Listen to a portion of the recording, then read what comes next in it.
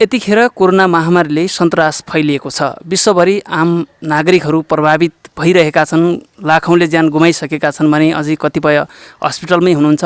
यसको प्रभाव नेपालमा पनि परेको छ। लकडाउन घोषणा गरिएको 1 महिना पुगिसकेको छ र नेपालमा अहिलेसम्म भाग्यवश भनौँ मृत्यु चाहिँ भएको छैन, तर जे होस् बिरामी हुनुहुन्छ, ठिक भएर घर फर्किसक्नु भएको छ। कतिपय आफू पनि बचौँ अरूलाई पनि बचाउँ भन्दै हामी दर्पण दैनिकको यो टिम फिल्डमा खटिरहेका छौँ।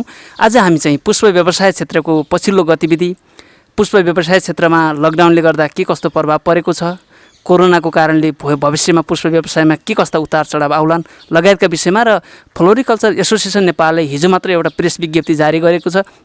यसको विषयमा कुराकानी गर्नको लागि फ्लोरिकल्चर एसोसिएसन नेपालका वरिष्ठ उपाध्यक्ष मिनबहादुर तामाङ सरको आफ्नै नर्सरीमा आइपुगेका छौँ। उहाँसँग हामी लकडाउनको पूर्ण पालना गर्दै र सामाजिक दूरी कायम गर्दै कुराकानी गर्दैछौँ। यहाँलाई हार्दिक स्वागत छ दर्पण दैनिकमा। धन्यवाद केशवजी। कसरी बिताउँदै हुनुहुन्छ यो लकडाउनको समय? लकडाउनको समय त यही हो, अब दिनभरि नर्सरीमा बस्ने, आफ्नो फार्मभित्र बस्ने साथीहरू चाहिँ नर्सरीभित्रै बसिरहनु भएको छ। अब फार्म अलिक टाढा हुने साथीहरू घरभित्रै बसेर पुष्प व्यवसायीहरूको चाहिँ अहिले अलिकति समस्या भनेको फार्म एक ठाउँमा र बसाइ एक ठाउँमा। त्यो कारणले गर्दाखेरि अहिले फार्मसम्म जाने वातावरण छैन। पासको व्यवस्था पुष्प व्यवसायीहरूलाई अहिले नभइरहेको अवस्थामा अहिले अलिकति समस्यामै छौँ हामी पुष्प व्यवसायीहरू। सुरुमा लाग्छौँ, फ्लोरिकल्चर एसोसिएसन नेपालले फ्यानले हिजो मात्रै प्रेस विज्ञप्ति जारी गरेको छ। के तपाईँहरूको खास माग अथवा प्रेस विज्ञप्तिमा तपाईँहरूले भन्न खोज्नु भएको चाहिँ के हो?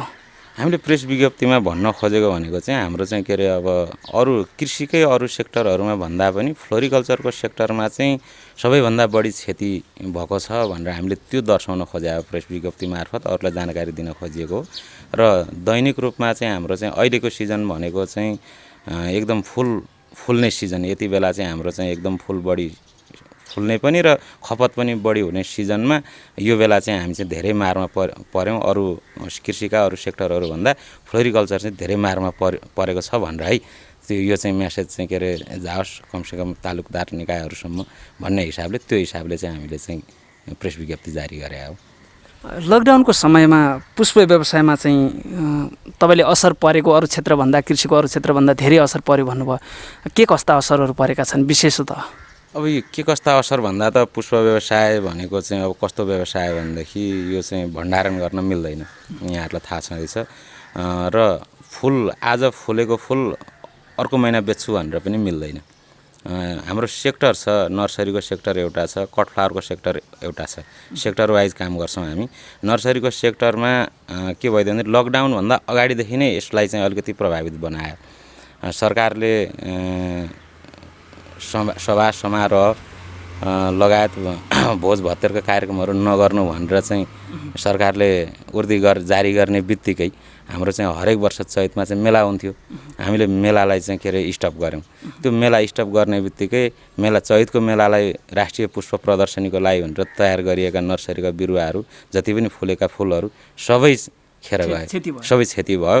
हाम्रो चाहिँ के अरे लकडाउन सुरु हुनुभन्दा करिब हाम्रो चाहिँ के अरे 1 महिना अगाडिदेखि नै क्षति सुरु भएको छ। अरू विश्वका अरू देशहरूमा चाहिँ महामारी फैलिन सुरु भएदेखिकै पुष्प व्यवसायमा चाहिँ क्षतिको सुरुवात भयो। हाम्रो त्यति बेलाकै चाहिँ करिब चाहिँ हाम्रो व्यवसायीहरूको काठमाडौँमा लगभग अब 300 नर्सरी भनौँ, 300वटा नर्सरी काठमाडौँ भ्यालीमा भएको नर्सरीहरूको सबैले त स्टलमा भाग लिनुहुन्न थियो। 50 देखि 60वटा नर्सरीले भाग लिनुहुन्थ्यो। उहाँहरूको चाहिँ कम्तीमा पनि एउटा नर्सरीको 3-4 लाखको क्षति त्यति बेलै भइसकेको छ। र लकडाउन जब सुरु भयो, लकडाउन सुरु भइसके पछाडि अब ठ्याक्क हाम्रो फुल फुल्ने सिजन वैशाखमा चाहिँ सबैभन्दा बढी विवाह व्रतबन्ध चल्ने यो चाहिँ कट फ्लावर सेक्टरको कुरा गर्दैछु म। कट फ्लावर पनि र पट भेराइटी पनि त्यति बेला चाहिँ घर सजावटमा पट गार्डनमा पनि त फुल त फुलाउनु पर्यो। त्यस कारणले गर्दाखेरि अब यति बेला फुल फुल्ने सिजन, यति बेलै चाहिँ लकडाउन र के अरे अर्को पर्यटनसँग पनि जोडिन्छ हाम्रो कुरा। यता अन्तर्राष्ट्रिय उडान बन्द गर्ने बित्तिकै पर्यटकहरू त बन्द भए। यता पर्यटन व्यवसायमा परेको असरले हाम्रो यता फ्लोरिकल्चरमा नि असर पार्छ फेरि। त्यसरी चाहिँ सबैभन्दा बढी अब हाम्रो चाहिँ अब भण्डारण गरेर राख्यो भने पनि हामीसँग साना साना कोल्ड रुमहरू त छन्। हामीले नेपाल सरकारसँगैको सहकार्यमा साना साना कोल्ड रुमहरू त निर्माण गरेका छौँ। त्यो कोल्ड रुममा नि हामीले धेरै राख्ने भनेको 15-20 दिन म्याक्सिमम 1 महिनासम्म राख्ने हो। त्यही पनि साना कोल्ड रुममा कति नै फुल अट्छ र अब अहिलेको सिजन भनेको चाहिँ चैत वैशाख जेठ असार एकदमै बढी फुल फुल्ने सिजन हाम्रो मौसमै त्यही अनुसारको छ हाम्रो वार्षिक कारोबार चाहिँ के अरे लगभग 3 अर्ब हाराहारीको कारोबार मध्येमा झन्नै यो 4 महिनामा चाहिँ आधा कारोबार हुने सिजन हो यो सिजन भनेको हाम्रो चाहिँ के अरे कार्तिक मङ्सिर पुष माघ फागुनसम्मै भनौँ न मङ्सिर पुष माघ फागुन यो महिना चाहिँ जाडोको सिजनले गर्दा फुल फुल्दैन त्यति बेला हाम्रो व्यापार कम हुन्छ फुलै नभएपछि व्यापार हुने कुरा भयो भने यो व्यापार हुने सिजनमा नै चाहिँ के अरे परेको कारणले गर्दाखेरि यो महामारीले गर्दाखेरि सबैभन्दा बढी कृषिको सेक्टरमा अरूमा भन्दा फ्लोरिकल्चरमा चाहिँ ठुलो मार परेको छ र यो कुरा हामीले चाहिँ के अरे कृषि मन्त्रालयसँग पनि कुरा राखिरहेका छौँ प्रवक्ता कृषि मन्त्रालयको प्रवक्ताज्यूसँग पनि मेरो कुरा भएको थियो उहाँले पनि एउटा agronews.com मा चाहिँ के अरे फ्लोरिकल्चर चाहिँ सबैभन्दा ठुलो मारमा परेको छ भनेर उहाँले पनि इन्टरभ्यू दिनुभएको छ त्यसमा खुसी लागेको छ र के अरे यता कृषि ज्ञान केन्द्र ललितपुरमा छ कृषि ज्ञान केन्द्र 3वटा जिल्लालाई हेर्ने काठमाडौँ ललितपुर भक्तपुरलाई हेर्ने हो के अरे उहाँहरूले उहाँसँग पनि हाम्रो कुरो भइरहेको छ र सरकारसँग चाहिँ हामीले चाहिँ के अरे अरू केही नभए पनि कमसेकम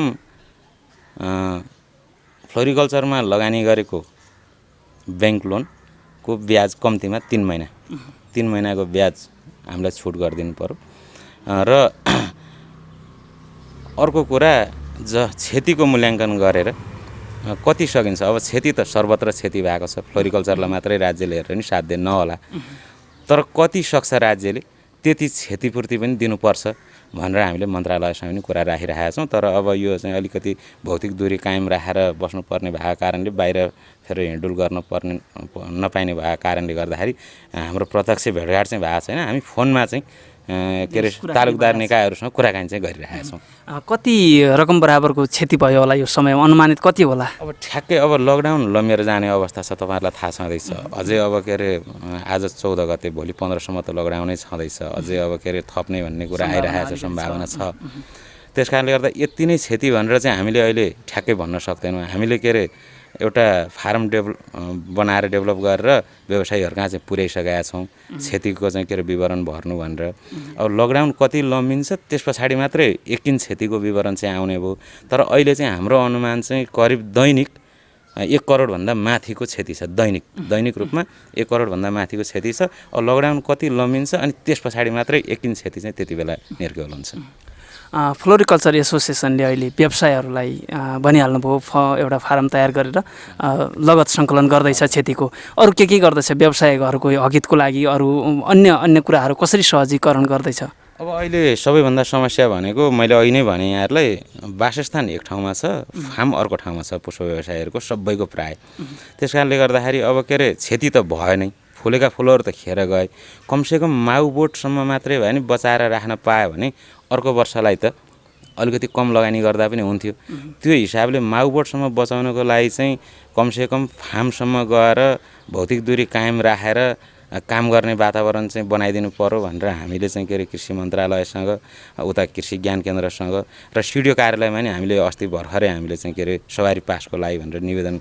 लिएर गएका थियौँ तर अति आवश्यक वस्तुमा नपरेको कारणले हामीलाई चाहिँ पास उपलब्ध भएन त्यस कारणले फेरि पनि मैले चाहिँ के अरे कृषि विकास मन्त्रालयको प्रवक्ताज्यूसँग कुरा गरेँ र हामीले एउटा निर्णय गरेर चाहिँ गृहमा पठाएका छौँ त्यो निर्णयको चाहिँ के अरे सर्कुलर भयो भने तपाईँहरूलाई पास उपलब्ध हुन्छ भन्नेसम्म उहाँले कुरा गर्नुभएको छ कमसेकम यो लकडाउन लमिएर अझै गयो भनेदेखि हामीले भएका बिरुवाहरूलाई मात्रै चाहिँ के अरे व्यवस्थापन गर्न सक्यो भने पनि अलिकति क्षति कम हुन्छ होइन भनेदेखि त्यो भएका बिरुवाहरू मर्यो भनेदेखि अहिले हाम्रो चाहिँ लगभग 6 अर्बभन्दा माथिको लगानी छ पुष्प व्यवसायमा त्यो 6 अर्ब लगानी चाहिँ हाम्रो डुब्ने स्थिति छ अब अहिले पनि हामीले तत्काल पास पाएनौँ हाम्रा किसानहरूले पास पाएनन् र गएर चाहिँ के अरे फार्ममा गएर काम गर्ने वातावरण भएन भने लगभग 6 अर्बको लगानी चाहिँ डुब्ने स्थिति छ भोलि यो सेक्टर चाहिँ माथि आउनलाई फेरि अरू चाहिँ 10औं वर्ष लाग्न सक्ने त्यस्तो अनुमान हामीले गरेका छौँ हाम्रो पनि आग्रह छ सरकारले पुष्प व्यवसाय अथवा कृषि क्षेत्रमा काम गर्ने आम व्यवसायीहरूलाई चाहिँ यो व्यवसाय डुबेर आत्महत्या गर्ने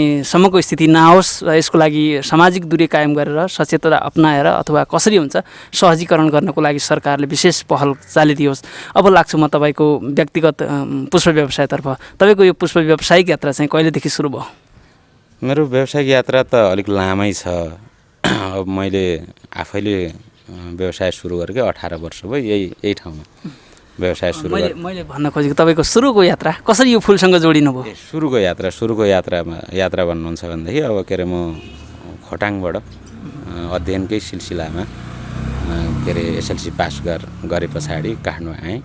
काठमाडौँ आइसके पछाडि अब काम त गर्नु पर्यो। अब के अरे काम नगरिकन त अब के अरे यहाँ त हाम्रो बस्न गाह्रो छ। काठमाडौँ ठाउँ अहिले जस्तो पनि थिएन फेरि त्यति बेला। जिल्लाका मान्छे नि एका दुई मात्रै भेटिन्थे। यो 51 सालको कुरा, 21 पनि होइन, 51 पनि होइन, 50 साल फागुन 10 गते म काठमाडौँ आइपुगेँ हो। 50 साल फागुन 10 गते काठमाडौँ आइपुगेर अब त्यत्तिकै त काठमाडौँमा हामीलाई कसैले खाना दिने अवस्था थिएन, काम नगरी हुँदैन थियो। मैले अरू सेक्टरमा नि काम गरेँ, 2-3 वर्ष त अरू सेक्टरमा नि काम गरेँ, तर म ठ्याक्कै यही पेसामा आएको भने चाहिँ 53 सालबाट म अरू नर्सरीबाट काम सिकेर 5 वर्ष जति अरू नर्सरीमा काम सिकेर त्यस पछाडि मैले आफैले सुरुवात गरेँ। अरू ठाउँमा काम सिक्दाखेरि कस्तो थियो माहौल, कसरी सिक्नुभयो, के सिक्नुभयो सुरुमा चाहिँ? त्यति बेला गाह्रो थियो। अब अहिले जस्तो सहज थिएन, के अरे काम पाउन पनि गाह्रो थियो। अहिले त अब नर्सरीहरू धेरै छन्। अहिले मैले यहाँहरूलाई भनिहालेँ लगभग 300वटा नर्सरी त काठमाडौँमै, 300 को हाराहारीमा काठमाडौँमै छ। के अरे अहिले अरू कल कारखाना पनि त्यत्तिकै छन्। त्यति बेला काम पाउन गाह्रो थियो। के अरे सामान्य एउटा प्राइभेट फ्याक्ट्रीमा काम गर्न जाँदा पनि सर्टिफिकेट नागरिकता राखेर अनि मात्रै जागिर दिने चलन थियो। बरु अहिले त्यो पनि पाउन गाह्रो। अहिले त्यस्तो छैन। त्यति बेला अलिक सङ्घर्षपूर्ण नै थियो त्यति बेलाको जीवन। के अरे काम गर्दा पनि अब के अरे मासिक रूपमा हामीले त्यति बेला तलब पाउने भनेको 1500देखि लिएर 1800सम्म त्यतिसम्म पाउँथ्यौँ हामीले। तपाईँको आफ्नै व्यवसाय सुरु गरेपछिको यात्रा चाहिँ कसरी अगाडि बढ्यो? के राख्नुभयो सुरुवातमा यो क्षेत्रमा? लगभग 5 वर्ष अन्यत्र काम अरू नर्सरीमा भन्दा पनि अहिलेको हाम्रो जुन वर्तमान अध्यक्ष जो हुनुहुन्छ कुमार प्रसाद श्रेष्ठ, उहाँसँगै हो मैले काम सिकेको। उहाँकै नर्सरीबाट सुरुवात गरे हो र मलाई यहाँसम्म ल्याउनमा चाहिँ कुमार कसजु श्रेष्ठको पनि ठुलै योगदान छ भन्नुपर्छ। र उहाँले आफूले सिकेका कामहरू सबै सिकाउनु भयो र मैले पनि अलिकति लगाव दिएर सिकेँ। त्यस कारणले गर्दाखेरि म 5 वर्षमा करिब आफूले एउटा व्यवसाय सञ्चालन गर्न सक्छु भन्ने स्थितिमा आइपुगे पछाडि मैले राम्रै उहाँसँग सल्लाह गरेरै म आफै नर्सरी व्यवसाय गर्छु, तपाईँ कहाँ चाहिँ अर्को मान्छे व्यवस्था गर्नुहोस् भनेर सल्लाह गरेर मैले चाहिँ आफूले नर्सरी व्यवसाय सुरु गरेँ। लगानी चाहिँ कति लगानीबाट सुरु गर्नुभएको थियो? लगानी मेरो सुरुको लगानी एकदम न्यून थियो। मैले त्यति बेला चाहिँ ब्याङ्क लोन 1 लाख रुपियाँ ल्याएको थिएँ। आफूसँग त्यही 50-60 हजार रुपियाँ जति पैसा थियो। गर्दाखेरि 1.5 लाख भनौँ न, 1.5 लाख रुपियाँबाट चाहिँ मैले सुरुवात गरेँ। सानोबाट सुरुवात गरेँ हो। प्रायः हाम्रो व्यवसायमा ठुलो लगानी एकैचोटि गर्ने नर्सरीहरू भनेको यो व्यवसाय भनेको अलिक कमै छ। के अरे यसै गरेर काम सिक्दै अब प्राविधिक ज्ञान हामीसँग खासै नभएको, हामी काम सिकेर अनि मात्रै हामीले नर्सरी सुरुवात गरेको र पछि तालिमहरू लियो। अब राष्ट्रिय अन्तर्राष्ट्रिय विभिन्न तालिमहरू लिएर अरू प्राविधिक ज्ञान हासिल गरियो, त्यो चाहिँ पछिको कुरा हो। तर सुरुमा हामी जुन यो सेक्टरमा काम गरिरहेका छौँ प्राविधिक जनशक्ति हामीसँग छैन। हामी पनि प्राविधिक होइन। हामी के अरे काम सिकेर पछि अलिअलि तालिम लिएर, अलिअलि होइन तालिम त प्रशस्तै लियो, त्यसरी मात्रै गरे हो। तर यही सेक्टर पढेर कृषि नै पढेर पुष्प व्यवसाय गरेका साथीहरू एकदम कम, औँला गर्न सक्ने साथीहरू मात्रै हुनुहुन्छ। त्यतिखेरको त्यो 1.5 लाखबाट करिब 1.5 लाखबाट सुरु गरेको व्यवसायको अवस्था चाहिँ अहिले कस्तो छ यो व्यवसाय? अब फस्टाउँदो रूपमा छ। अब के अरे यो चाहिँ अब अलिकति मेहनत पनि गर्नुपर्छ। यो अलिकति लगानी पनि ठुलो लगानी चाहिन्छ यो व्यवसायमा। अरू कृषिका अरू सेक्टरहरू जस्तो होइन।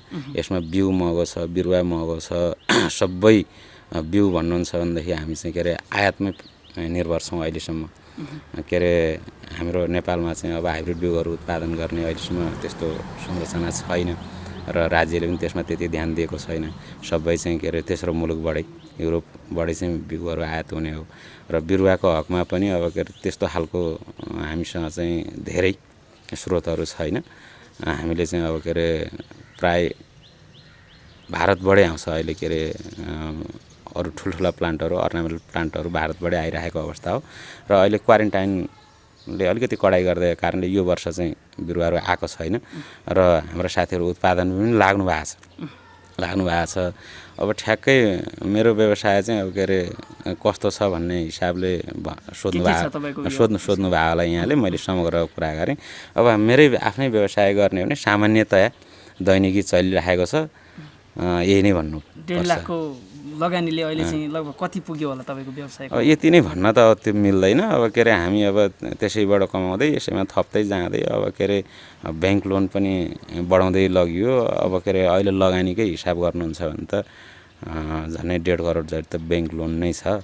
अब के अरे यो एउटा फार्म भयो, उता अर्को मेरो चाहिँ ब्रह्मखेल भन्दा भित्र गागलफेदी, पहिलाको गागलफेदी भन्छ, त्यहाँ छ अर्को फार्म मेरो। लगभग अब 1.5 करोड रुपियाँ त मेरो लगानी नै छ अहिले। पहिले 1500मा अरूको नर्सरीमा काम गरेको मिनबहादुर तामाङले अहिले कतिजनालाई चाहिँ रोजगारी दिइराख्नु भएको छ? रोजगारीको कुरा गर्दाखेरि अब पहिला यो नर्सरीमा पनि मेरो राम्रै थियो, अलिकति अब कम्पिटिसन कम थियो नर्सरीहरू कम हुँदाखेरि, र यही नर्सरीले पनि राम्रै रोजगारी दिएको थियो। अहिले यो नर्सरीमा चाहिँ हामी 6 जना मात्रै स्टाफहरू राखेको छु। मैले अहिले 6 जना स्टाफ राखेको छु। उता गागलफेदीको फार्ममा 6 जना गरेर 12 जना स्टाफ छन्। 12 जना छन्। सरकारले यो पुष्प व्यवसायको लागि जे जति गरिदिएको छ होइन, अब आत्मनिर्भरतिर हामी जाँदै थियौँ, ठ्याक्कै महामारी आयो। ठ्याक्कै यो महामारी नआइदिएको भए फुलमा हामी आत्मनिर्भर बन्न सक्थ्यौँ? अब यस्तो मिडियाहरूले जहिले पनि सोध्ने क्वेसन यही नै हुन्छ होइन। तर करिब हामी आत्मनिर्भर हो, हामी आत्मनिर्भर छौँ भन्नुपर्छ। अब यो ग्लोबल मार्केटमा एउटा देशको सामान अर्को देशमा जाने, अर्को देशको सामान अर्को देशमा जाने भन्ने त यो त सामान्य कुरा हो। व्यापार न हो, व्यापारमा त्यो त भइ नै हाल्छ। भयो के त भन्दाखेरि विशेष चाडपर्वहरू जस्तै तिहार 3 दिनको लागि, भ्यालेन्टाइन 1 दिनको लागि, त्यति बेला हामीले फुल फुलाउन सक्दैनौँ। किन भन्दाखेरि हाम्रो माग कम छ। एकैचोटि हत्तै बढ्छ। माग त्यो दिन हत्तै बढ्छ, अरू बेला कम छ। तिहार 3 दिनको लागि चाहिँ के अरे सयपत्री फुलको माला, गोदावरी फुलको माला, मखमलीको माला बेसरी डिमान्ड छ। त्यो तिहार 3 दिनको लागि मात्रै भनेर हामीले फुल उत्पादन गऱ्यौँ भने त्यो बोटले चाहिँ हाम्रो 3 महिना उत्पादन दिन्छ। अरू हामीले 2 महिना 27 दिन चाहिँ कहाँ लगेर बेच्ने? त्यो कारणले गर्दाखेरि विशेष चाडबाडमा हो हाम्रो अलिकति आयात बढी हुने। लगभग हामी 85 देखि 90% चाहिँ के अरे अहिले चाहिँ के अरे हाम्रो चाहिँ आन्तरिक उत्पादनले धानेको छ।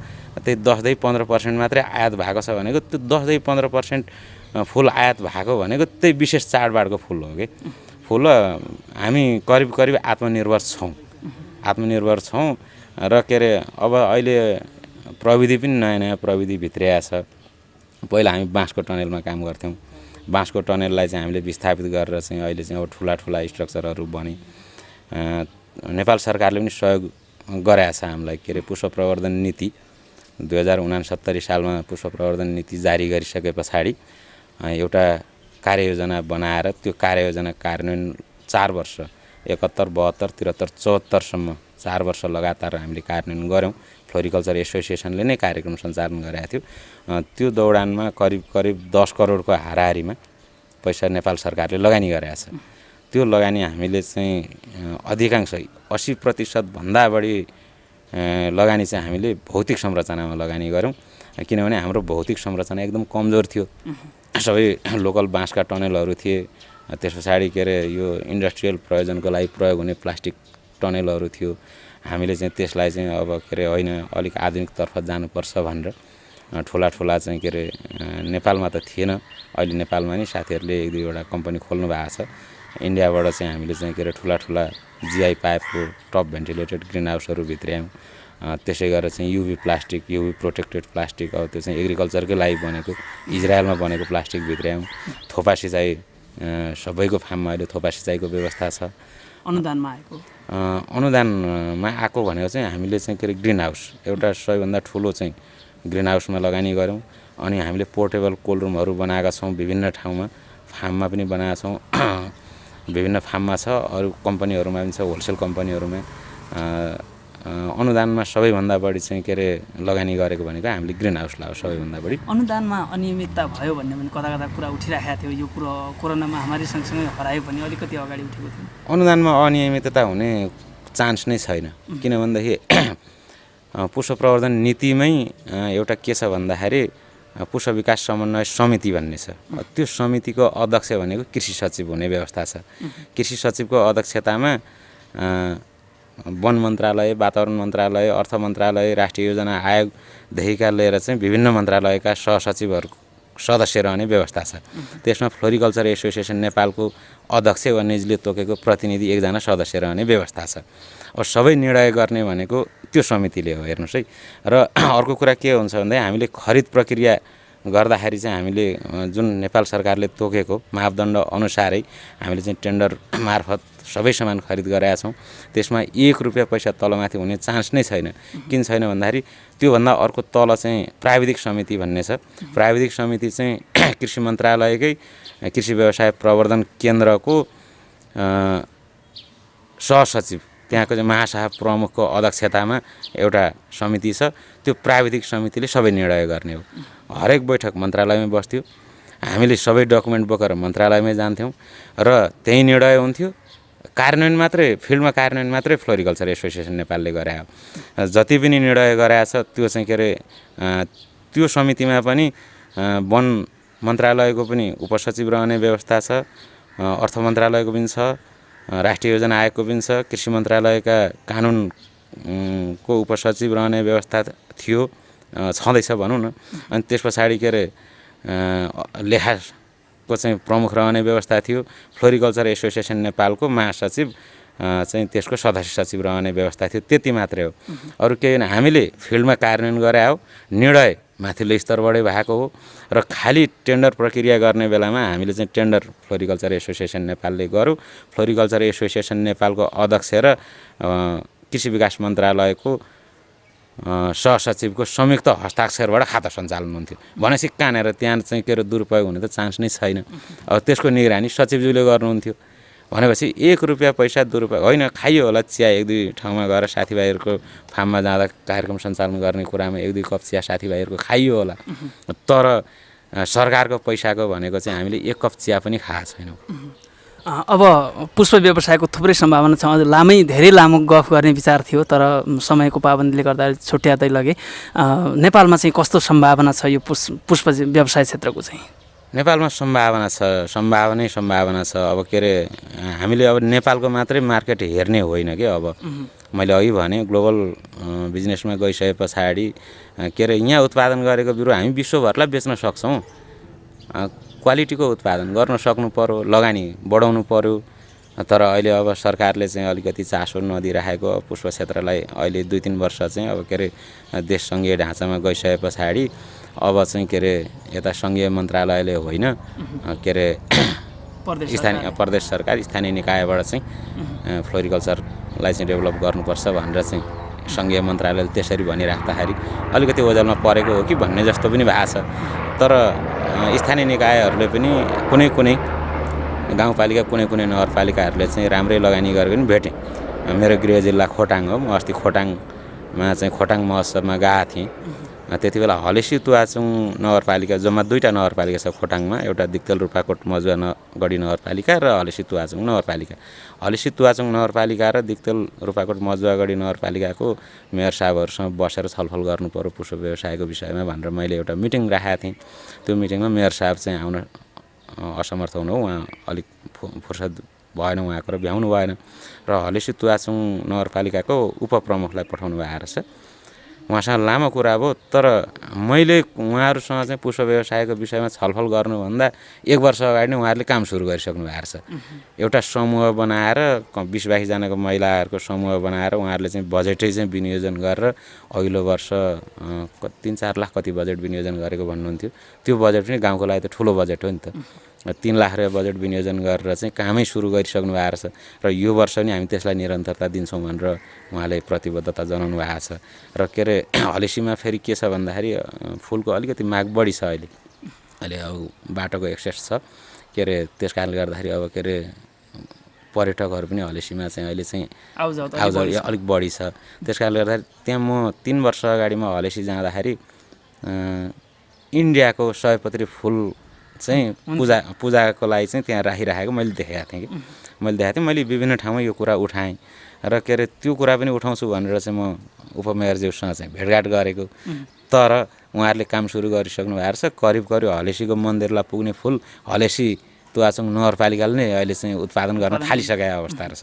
त्यस्तो रहेछ। अब के अरे कुनै नगरपालिका गाउँपालिकाहरू सकारात्मक नै हुनुहुन्छ पुष्प व्यवसायमा। बुझाउन सक्नु पर्यो र बुझ्नु पर्यो उहाँहरूले होइन, यसको महत्त्व के हो भन्ने कुरा बुझिसकेपछि आफै कार्यान्वयनमा आउँछ। र भावी योजना के छ? भावी योजना भनेको त अब के अरे पुष्प व्यवसायमै अब निरन्तर लाग्ने, अब के अरे व्यवसायको हकितको लागि पनि अब काम गर्ने, अब गरि नै राखिएको छ। र अब यो व्यवसायमा अब यतिका वर्ष अब के अरे करिब उमेरले पनि अब चाहिँ दिँदैन अर्को व्यवसाय गर्नलाई। सबै अब जीवनै यसैमा चाहिँ फालिसक्यो। अब गर्ने यही व्यवसाय नै हो। यही व्यवसाय मार्फत नै राज्यलाई केही न केही योगदान गरौँ भन्ने यही नै हो। आम व्यवसायीहरूलाई चाहिँ एउटा फ्यानको वरिष्ठ उपाध्यक्षको हैसियतले चाहिँ अन्तमा के सन्देश दिनुहुन्छ? आम व्यवसायी साथीहरूलाई अब यो कोरोनाको महामारी विश्वमै चाहिँ अब महामारीको रूपमा फैलिएको, नेपालमा पनि यसले प्रभाव पार्यो, हाम्रो व्यवसायमा त झन् धेरै नै प्रभाव पार्यो। यो महामारीमा हाम्रा साथीहरूलाई नआत्तिकन हामी लागिरहेका छौँ, एसोसिएसनका पदाधिकारीहरू लागिरहेका छौँ। के अरे तपाईँहरूलाई चाहिँ पासको व्यवस्था गर्न भनेर चाहिँ हामीले बेसरी प्रयत्न गरिरहेका छौँ।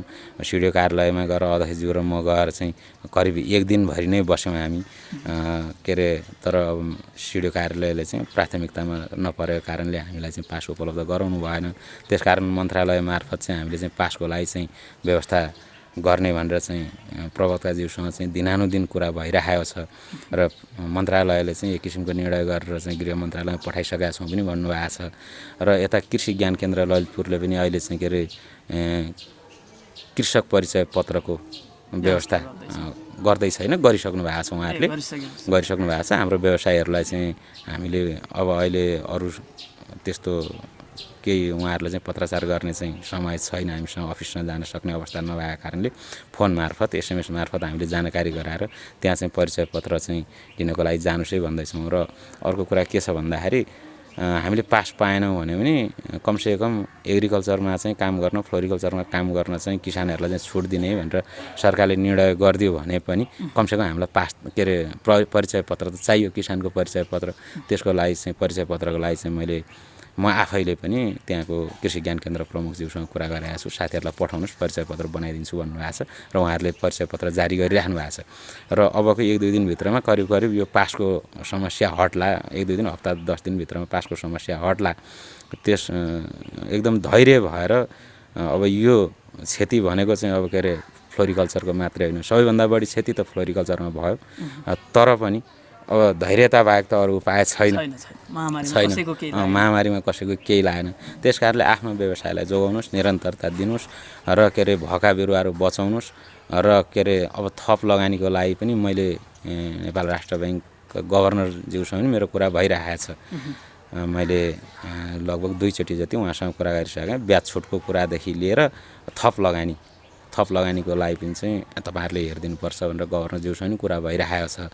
हामी अध्ययन गरिरहेका छौँ। डाटा सङ्कलन गर्नुहोस्, फ्लोरिकल्चर सेक्टरमा ब्याङ्कको लगानी कति रहेछ त्यो तथ्याङ्क सङ्कलन गरेर एकचोटि बसौँ भनेर उहाँले भनिराख्नु भएको छ। लकडाउन खोल्ने बित्तिकै हामी गभर्नर साहबसँग पनि हामी एकचोटि बस्छौँ, बसेर छलफल गर्छौँ। र थप लगानीको विषयमा अब यो क्षतिलाई माथि उठाउन त लगानी त हामीलाई थप आवश्यक पर्छ नै। त्यस कारणले गर्दा थप लगानीको लागि ब्याङ्किङ सेक्टरलाई हामीले गुहार्ने हो। अब के अरे राष्ट्र ब्याङ्कले एक किसिमको केही न केही अलिकति फ्लेक्जिबल नीति बनाइदियो भने र जुन हाम्रो चाहिँ के अरे पहिला रहेको धितोबाट नै केही थप लोनको व्यवस्था गरिदियो भने यो व्यवसाय माथि उठ्नलाई चाहिँ अलिकति सहज हुन्छ जस्तो हामीलाई लाग्छ।